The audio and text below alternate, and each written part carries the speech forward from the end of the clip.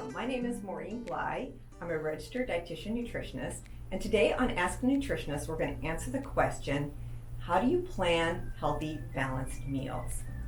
There are certain times in your life when you really are interested in this topic, and there was an interesting study just published recently from the Hartman Group that looked at this very question. More and more people are snacking more, but we still do have meal times.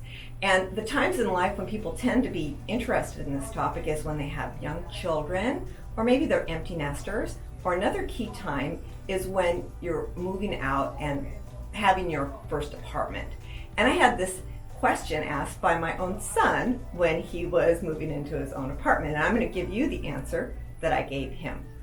Meal planning can be fairly simple if you just use the food group system, and that is to include one food from each of the food groups in a meal. And so, yes, the information you learned back in elementary school on the food groups can be relevant.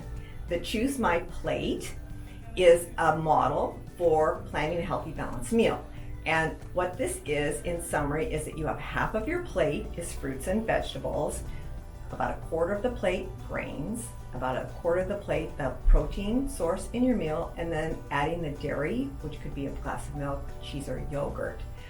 The food groups that tend to be underconsumed are dairy, fruits, and vegetables, as well as whole grains.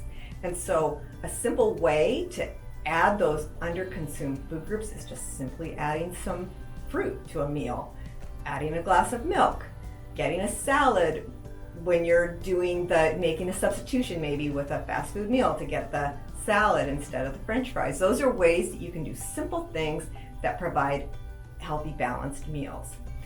It can be great also if you have picky eaters in young children.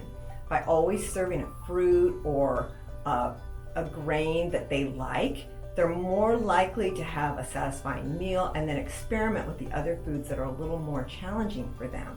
It's also a great way to get older children involved in planning meals that they can shop for and also prepare if they have a guideline on what constitutes a healthy meal.